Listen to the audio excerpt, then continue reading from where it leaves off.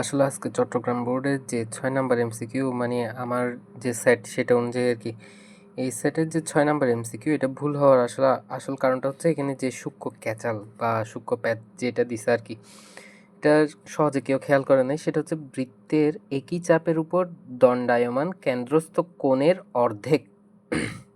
এই যে এই কথাটা আসলে আমাদের সবার চোখ ফাঁকি দিয়ে গেছে। এই যে কেন্দ্রস্থ কোণের অর্ধেক দিছে, কেন্দ্রস্থ কোণ বলে নাই।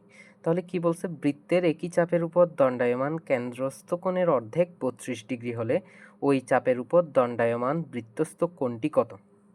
তাহলে আমরা কি জানি? একই চাপের উপর দণ্ডায়মান কেন্দ্রস্থ কোণ বৃত্তস্থ কোণের দ্বিগুণ। কেন্দ্রস্থ কোণ এই যে বৃত্তস্থ কোণের দ্বিগুণ হয়। তো এখানে দেয়াই তো আছে কেন্দ্রস্থ কোণের অর্ধেক।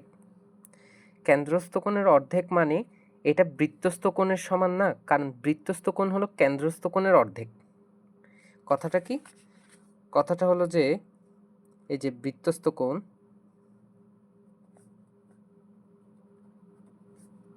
কেন্দ্রস্থ কোণের অর্ধেক। তার মানে আমাকে তো এখানে বৃত্তস্থ কোণটাই জানতে চাওয়া হয়েছে, তাই না? এবং আর প্রশ্নে দেওয়া আছে কি কেন্দ্রস্থ কোণের অর্ধেকের মানটা।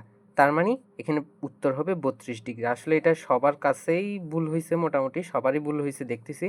আমার ব্যক্তিগতভাবেও ভুল হয়েছে। এটা আসলে এই যে ছোট্ট লেখাটা যে কেন্দ্রস্থ কোণের অর্ধেক, এই যে মাথা বেশি গরম করে করতে গিয়ে আসলে এই ভুলটা।